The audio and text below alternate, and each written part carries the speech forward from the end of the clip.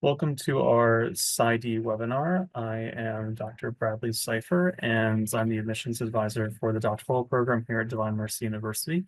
The format of today's webinar is fairly straightforward. I'm going to first move through a PowerPoint presentation where we're going to talk about some of the most important and salient aspects of the doctoral program, and then we'll finish with some Q&A. So if you have at any point in the conversation you have a question, go ahead and lodge it in the chat box, and I will field your question at the end. Also note that I placed my email and my phone in the chat box. So after we're done today and you want to learn more about the doctoral program, go ahead and get in touch with me through email or phone. Okay, so if you'll bear with me, I'm going to upload the presentation. So give me just a sec. So again, this is the overview of the PsyD program at Divine Mercy. That's me. A bit about our program. Divine Mercy University is one overall school. It has two programs within it. It's the School of Counseling and the Institute of Psychological Science. The counseling school has a online program, or you might say hybrid program, that's designed for master's level clinicians. And then we have the Institute of Psychological Science, which houses the residential doctoral program, namely the Psy.D. We also offer a master's in counseling, a master's in psychology, which is a totally online program, and that is mostly for working professionals.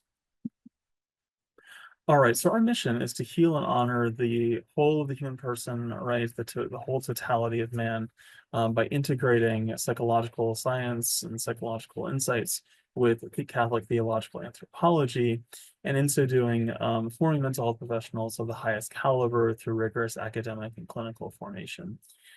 So hopefully we will have you maybe in our marketing materials when you're a doctor of psychology someday. Now, we are located just outside of Washington, D.C. in Northern Virginia area. We have really easy access to the city if you enjoy city life with all of the resources, the cultural and art scene there. But if you like, the country, we have that also is on offer to the west. For example, the Appalachian Trail runs through the western part of Virginia. Now, as may be evident, we have a whole host of institutional accreditations that I think speak to our commitment to really the top academic standards. Most importantly, though, would be the American Psychological Association, the APA, which we are indeed APA accredited. And this is super helpful for people that want to be psychologists because, of course, the APA doles out licenses to be a psychologist. And coming from an APA school is extremely valuable and helpful in that process of finally getting licensed. A common question that I get is, how does the doctoral program compare to the master's in counseling program? And there are, to my mind, at least three major differences. The first is that in PsyD, there's a much stronger focus on testing and assessments, getting all of the major personality and cognitive assessments learned so that as a clinician, as a psychologist, you can use them in practice. So in other words, your practice, your scope of practice is broader than the typical master's level counselor. So you get to do testing too. The other major difference is the sheer volume of clinical preparation you get at the PsyD program compared to the master's. It's actually fivefold. It's 5 times as many hours, 3,500 compared to 700. This is, of course, very significant, right? Because the relationship that's forged between client and clinician is extremely important. In fact, it's like the most valuable thing when it comes to patients getting healed by the therapeutic alliance. And so the more you do it, the better you become at it. And so it stands to reason that you will have more practice, right? And to become a better therapist. The third difference is the dissertation, right? And the dissertation is certainly part of it as an academic affair, and insofar as you're researching and writing. But this has also clinical application because you will be on the vanguard of your topic. You will be thinking of a new idea and extending the knowledge of your field in psychology, and you can bring these insights to your clients, right? And in the clinic, they will sometimes even come to you precisely for that reason, because you will be the expert in whatever field of psychology you choose to specialize in. Okay, so the Psy.D is indeed a 5-year program. You receive a master's in passing en route to a terminal doctorate. And let me show you what the curriculum looks like here. So it's a 5-year program, all told. The first 2 years, as you can see, are nice and dense with good meaty science courses in psychology. So it does have a theoretical orientation in the beginning, especially in the first couple of years.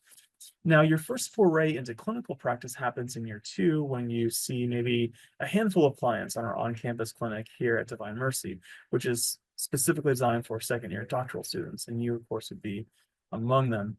Now, the nature of the program does shift somewhat in years 3 and 4 when you start to see more patients. You start to see maybe 7 to 9 clients in years 3 and 4, and then you split your time between seeing your patients and then going to courses.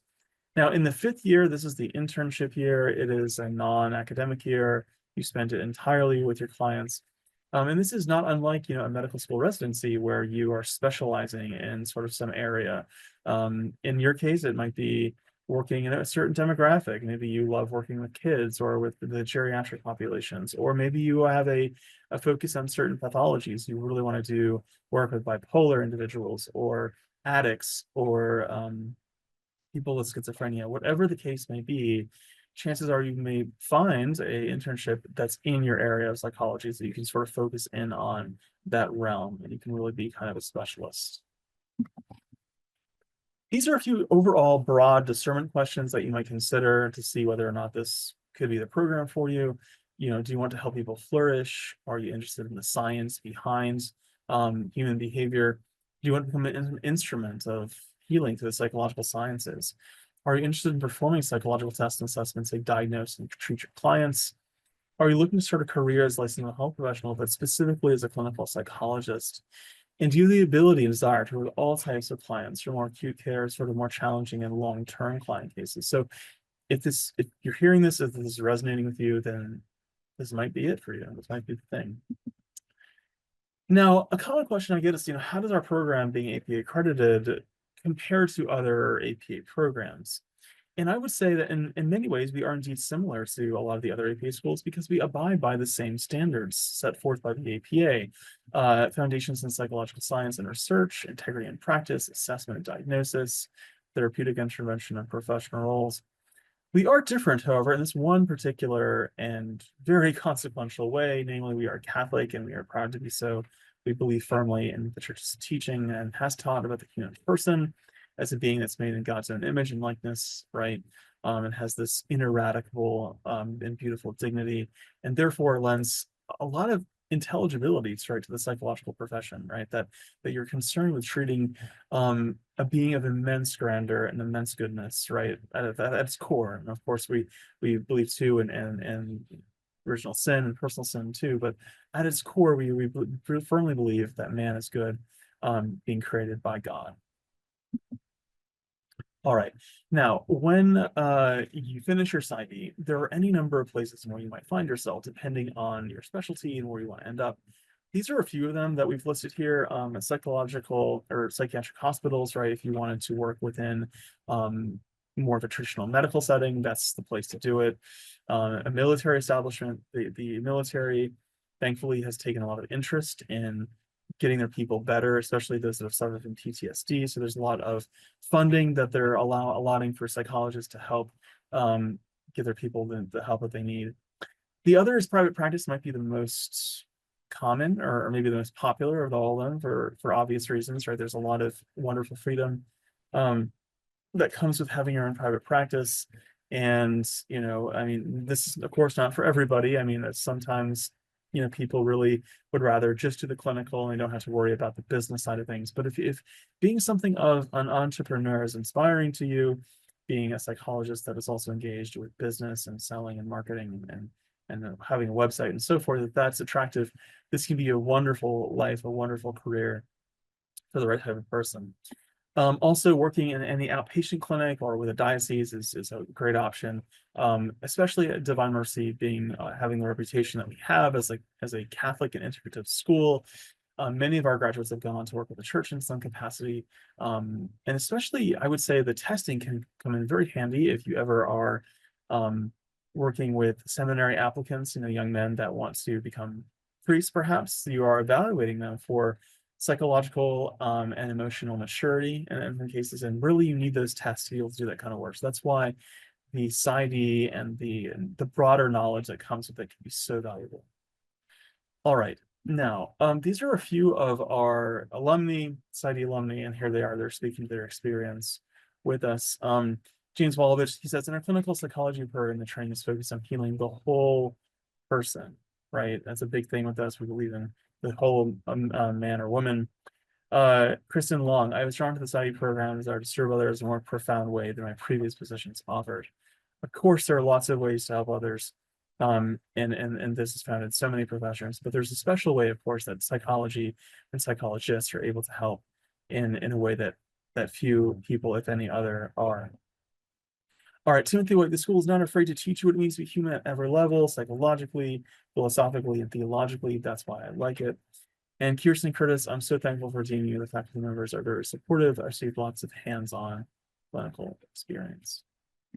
All right, this is the story of William Johnson, now Dr. William Johnson. He just graduated from the Psy.D program on Saturday. So let's hear about his story. He's done a lot of work with PTSD and combat veterans. He came from a military family. So let's hear Dr. William Johnson.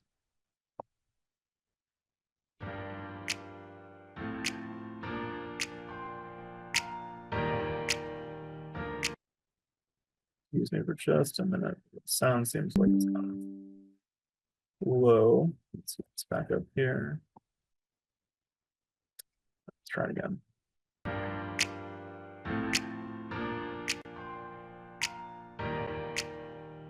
Hi, my name is William Johnston, and I'm a Psy.D student at Divine Mercy University, currently approaching the end of my 3rd year in the program.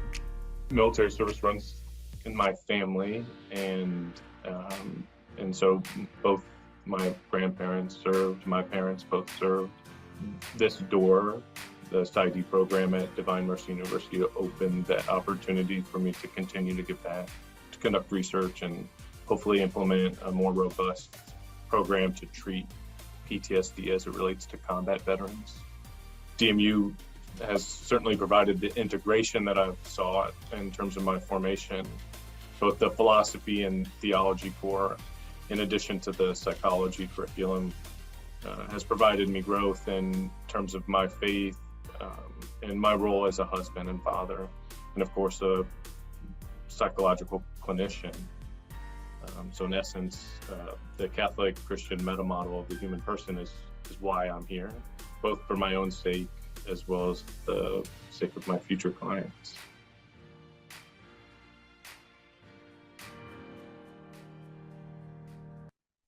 All right, I have another one of these stories. This is from a recently graduated alumna.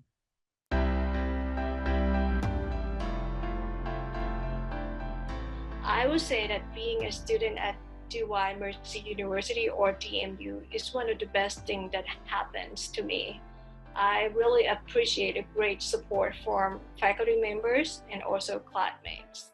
I have gained a great deal of knowledge in all aspects of clinical practice, research, and also professional development.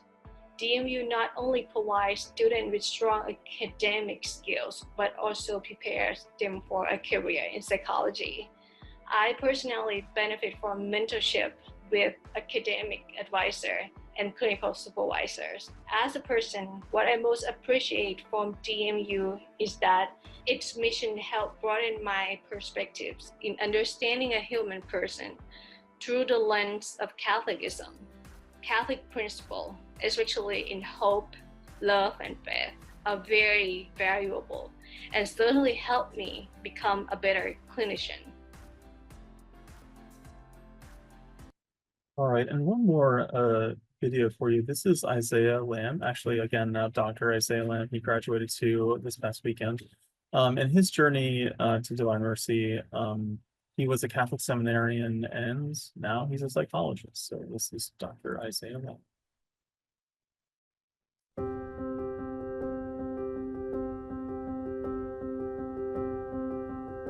I'm originally from the state of South Dakota, And so I grew up there most of my life, went to school at the University of Nebraska in Lincoln. I studied psychology there, but I kind of intended to go into the medical field. And then after, kind of in the midst of my undergraduate, I discerned that I wanted to go to the seminary, the Catholic seminary, to study to be a priest. So I had this love for psychology that was kind of there, I think, from an early age, just wanting to know how people function, why they do the things that they do. And then I found myself in seminary learning all these philosophical truths about humans. One of the first courses I took was philosophy of the human person, learning person's body and soul, and that there's this profound dignity attached to being human. Later discerned out of the seminary, returned to Nebraska to finish up my degree, and deciding at this point, well, I don't really want to go into medicine, but I do have this desire to care for people. And I also have learned, again, this philosophy about humans and their goodness. So I took a year off. I built pipe organs for a year. I always love telling people that. It's a pretty unique job. It was fun. But ultimately that led me, I decided to then do a year of service with the homeless in Denver, an organization called Christ in the City.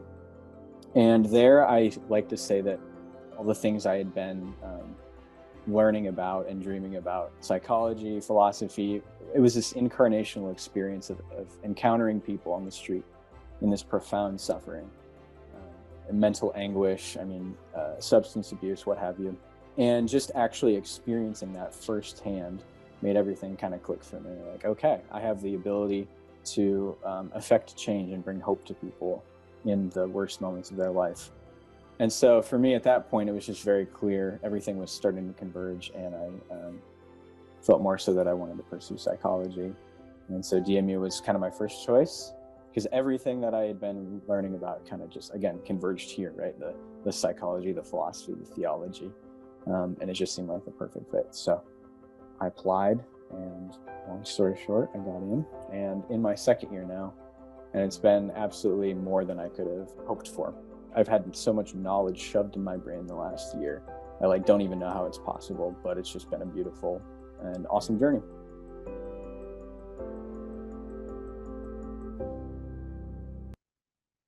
Okay. This is a word about our faculty. To the left here is Dr. Kulke. She's our dean. She's a specialist in assessment therapy. In the middle here is Dr. Reyes. She's a specialist in child and developmental psychology. To the right is Dr. Liana. She's the director of the clinic. Now, these men at the bottom here were the founding members of our school, dating back to the late 90s, early 2000s era. Dr. Strafani in CBT and group therapy. Dr. Nordling, who's actually still on the faculty going strong, is expert in child, marriage, and family therapy. My own hero, though, is Dr. Paul Vitz, very much a specialist at the intersection between theology and psychology, and his whole very life is bound up in his conversion even to Christianity. He actually was an atheist when he was young, and converted to Catholicism. He was I think his late 30s. So anyway, he's a personal hero of mine, and one of the main contributors to our founding. All right, let's talk a little bit about the funding for the program. So it's $1,170 per credit for 122 credits is $142,740. That does not include indirect expenses like housing and gas and so on. You may of course apply for a federal use a FAFSA form and get federal aid. There's also certainly on-campus work available for you if you wanted to take advantage of that, either in the admissions office or in the business offices. We have a whole host of institutional scholarships which you could apply following notice of admission. Maybe our biggest one is probably the Merit Scholarship. That is somewhere between half and 25% off tuition, depending on the type of scholarship that you get. Now, these are very competitive scholarships, and they're usually given out to maybe the top 3 or 4 candidates in any given admission cycle, so they are difficult to do. But I mean, if you've done well in school and you interviewed well, this could be you. You never really know. So in terms of the requirements for admission, they're pretty straightforward. it's really just a baccalaureate degree, so a bachelor's degree from a regionally accredited school. And we do prefer that you add study psychology, just because, I mean, you know, it gives you a nice advantage getting into another psych program. But if you hadn't studied psychology, it's not the end of the world. We've received applicants and admitted people from across the academic spectrum, everywhere from the hard sciences and engineering to arts and humanities, English, history, music, and so on. So if you haven't studied psychology, don't fear. It's just one of those things, you know, that is preferential but not required. All right, and also we want at least a 3.0 GPA on a 4.0 scale to apply. If you haven't quite a 3.0, if you've maybe like a 2.89-ish, something like that, let me know and email me or call me or text me, and we can talk about it, because it might not be a deal breaker, because sometimes, you know, there are exceptions that are made. So just let me know if that's you, and we can see what to do next. Okay, so the next step, if all this has made any sense at all to you, and you might want to move forward, the next step is an application. And the application is pretty easy, it's straightforward. Basically, it's a lot of data entry, just talking about yourself and where you live, where you went to school.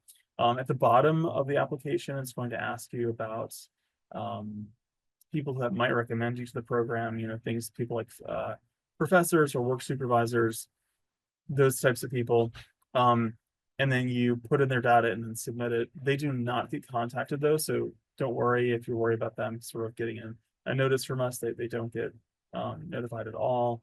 The way that they do find out though is when you email them after the submission of the online form, and you tell them, hey, you know, I'm applying to Divine Mercy, I'd appreciate your reference. That's how that works. Now, after the online application is submitted, right, you want to turn in all the other elements of the application, like your essays, your resume. The essays ask about, you know, why you want to be a psychologist, or why do you want to be a student at Divine Mercy. And then the resume, you know, we're talking about, you know, updating it and sending it in, basically. Do also send us your transcripts. Undergraduate, if you've done graduate school, send those too. Anything that's post-secondary you want to receive. Now, this might come as bad news to some of you. You do have to take the GRE. The GRE is required. We do take it seriously. It is considered, right? At the same time, it's probably not the most important element of the application. So if you know you didn't do as well as maybe you'd hoped, it might not be a deal breaker. But if you have more questions about the GRE and the role it plays, just let me know. Again, email me, text me, that kind of thing. And we can chat about it. Okay, if you are an international student, right, you have a citizenship outside the United States, we will probably, or maybe we may need a evaluation of your transcript. So if you've done your undergraduate or graduate work at a foreign university, and especially if it hasn't been done in English, it will probably have to be evaluated. So if you can't produce an American GPA from your transcripts, it will probably have to go through an evaluation. And I highly recommend Educational Perspectives. It's an excellent evaluation service that you can go to their website, and it can evaluate your transcript, have your transcript sent to Ed Perspectives, and they can take care of that for you, and then of course send it to us. And for those for whom English is not their first language, you may very well have to take the TOEFL exam. And this is an English competency examination, just to make sure that you have English competence that can handle doctoral level academics, right? That's no small feat. So if you have any questions on whether or not you would need to take the TOEFL, again, let me know, and we can talk about it and see whether it would be required for you to take the TOEFL. All right.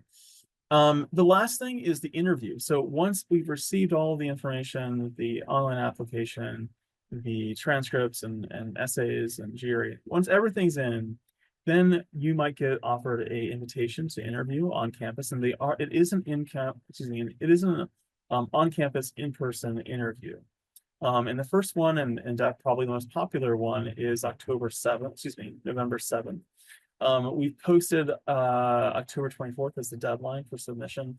And that is, I would say, if you wanted to be a little more conservative, maybe it would be better to get your stuff in even earlier than that, because this is a popular interview. There's a few slots, and it's on a case. We receive them on a rolling admissions process. So the first sort of like first come first serve, and once the first few spots are taken up, then everyone gets moved to the next interview.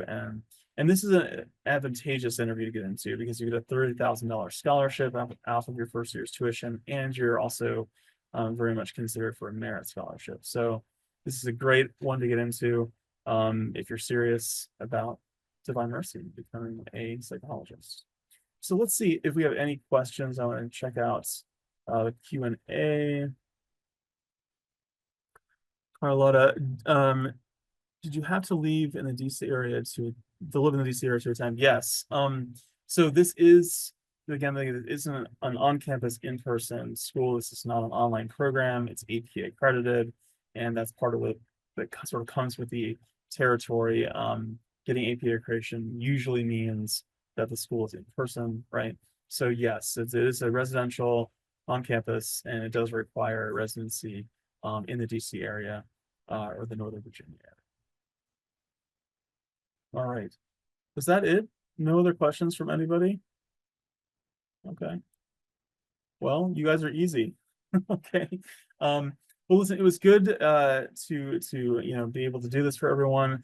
Again, if you have any questions at all, just let me know. I've listed my email and my phone in the chat box, so just get in touch with me. I look forward to hearing from you, and God bless. Take care. Bye-bye.